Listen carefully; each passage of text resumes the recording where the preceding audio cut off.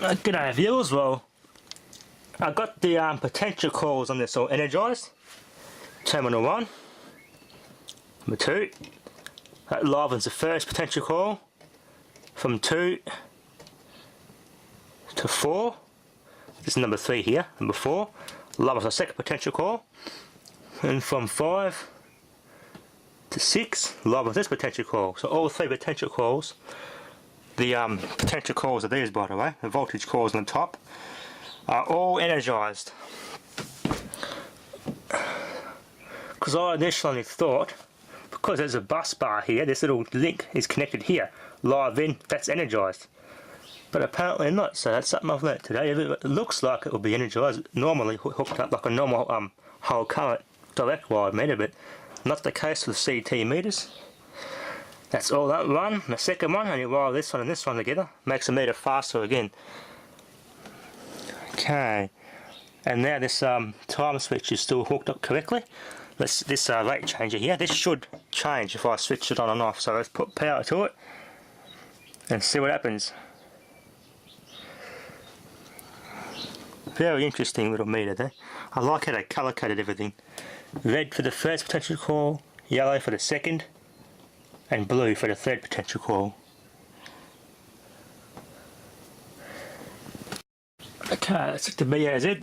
Almost going to roll over there, so it's 7,100.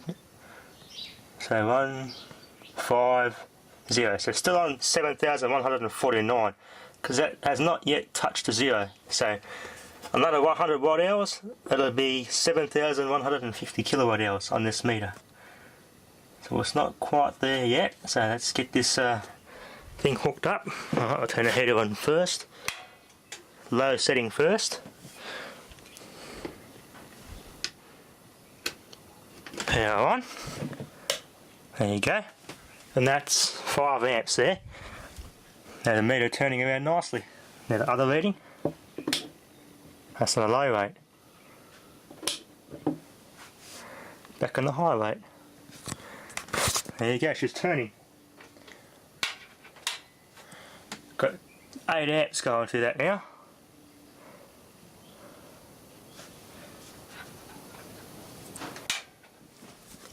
.13 amps going through a 10 amp meter, because it's direct wired. See that slowly moving, that little 1/10 dial? So that should advance the same as a BAZ does. There you go, the numbers are slowly turning to the 3.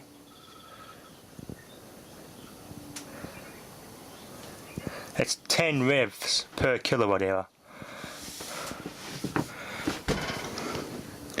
There's a round gear there driving on that meshing to the register. And the top there, a bit of a glare. The glare's a bit of a problem with the camera light. Almost there. There's the numbers on the load wheel. 0, and it goes up 1 to 9.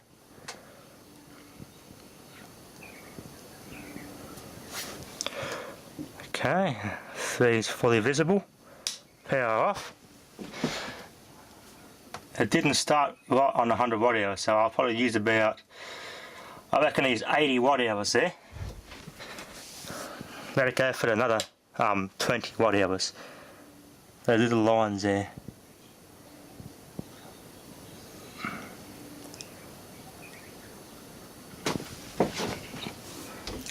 That's about another 20 watt hours. It should be accurate, that meter.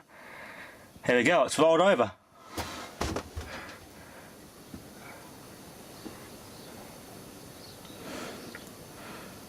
Let it go a little bit more.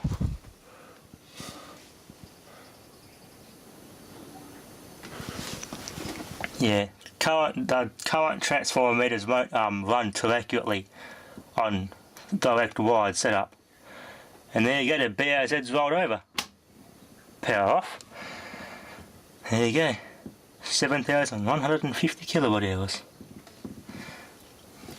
As you can see there, it's almost advanced a kilowatt hour already. So you gotta hook these up and configure it to how you want it to run it accurately on a proper single phase setup. like a bit of scuff marks there. I get the methylated spirits and that'll pick up all that marks off and give this thing a bit of a clean up. Okay, viewers, a bit of cleaning up with methylated spirits. So picked up most of the gunk, a bit of a scratch mark here from it being stored, and something was rubbing on it. This must have been sitting on the shelf for a while because I must have tested it or something. And I've stuck this on the bottom of it, 200/528, and meter number 6195465, which is there. So this must have been sitting on the shelf for a while. As you can see here, the phase sequence, red, yellow, blue. So red, yellow and blue, potential coils. As I said before, these C2 meters will not run accurately in a direct wired configuration. As you've seen before, it ran way too fast. That got 100 watt hours of advancement, and this ran about 2 kilowatt hours. So just miles too fast using this configuration. But it proves the point how this mechanical number wheel works. Very interesting how to set it up. Very nice meter. Fairly heavy too, very heavily made and engineered. Here's the back of it. Bit of a aluminium strap there. Supports and reinforces the terminal cover of the terminal block assembly. There's a hook. And there's a moulding, which I think with those bolts are to hold the stator in place. All Bakelite, except for this, which would be polycarbonate. The rest is Bakelite. There you go, all hooked up. It's in pretty good nick. The anti-tamper cells look brand new, so this would have been used in a fairly clean environment, this meter. Probably would have been used in a factory or something that used a lot of power, being a 3x200 amp /5 meter. But there you go. There's the specifications again. Produced in Australia, which was assembled in Australia using Landis Gyr components from Switzerland. So this probably would have been bought, imported into Australia as a kit and built. And there's your little current coils there. The connectors they're fairly small. Got the float-on type bearing, magnetic bearings there. There's a rate changer. Connects up in there.